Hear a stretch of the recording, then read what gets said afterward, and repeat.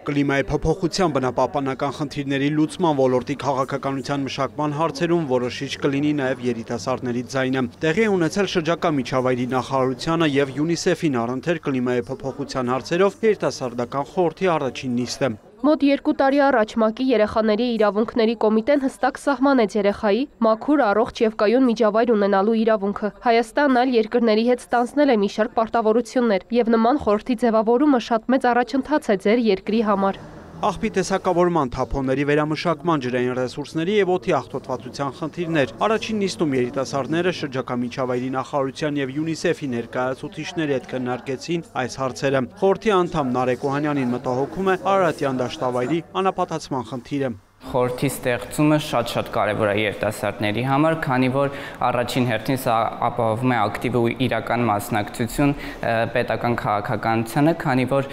քաղաքականությունը ու առհասարակ մարդու իրավունքները շատ կապված են կլիմայական հարցերի հետ եւ երիտասարդները հենց այն ներուժն են ու հենց այն խումբն են հասարակության մեջ, որոնք պետք է ակտիվորեն ներգրաված լինեն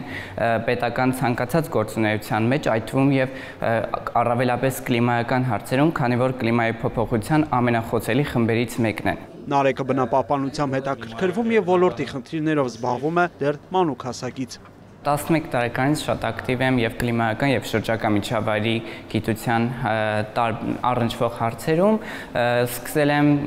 հաճախել տարբեր էկոակումբների, դրանից հետո արդեն սկսել եմ ինքս տարբեր դասընթացներ, ծրագրեր կազմակերպել իմ համայնքում Վեդիում, այնուհետև արդեն մասնակցել եմ COP-ին, COP27-ին Եգիպտոսում, ներկայացրել եմ Հայաստանը որպես երիտասարդ պատվիրակ ՅՈՒՆԻՍԵՖ-ի հետ։ Արագածոտնի մարզի Արագած համայնքից Լաուրա Մելքոնյանն էլ բնապահպանական ակումբի անդամ է եւ մաքուր ակումբի ղեկավար։ Մեր ապագան ու ներկան երեխաներն ու երիտասարդներն են։ Դրա համար էլ մաքուր ակումբների շրջանակում ես իմ դպրոցի երեխաների հետ խոսում եմ բնակլիմայական խնդիրներից։ Ու կարևորագույն խնդիրը հատկապես Հայաստանում դա աղբահանությունն է, ու մարդիկ պետք է հասկանան, որ աղբը ճանապարհին գցելը ու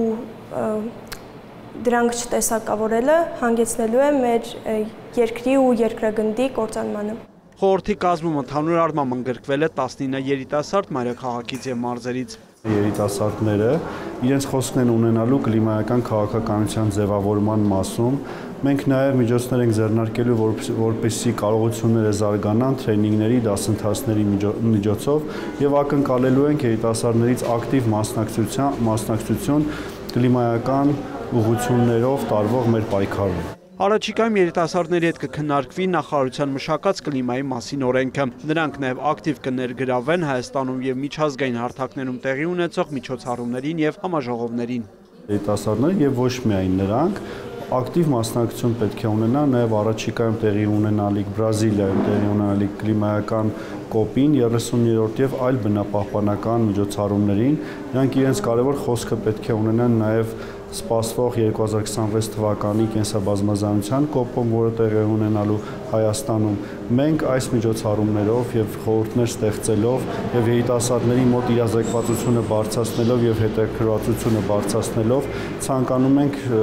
մեր երիտասարդների ուշադրությունը եւ էներգիան ուղղել դեպի բնապահպանական խնդիրների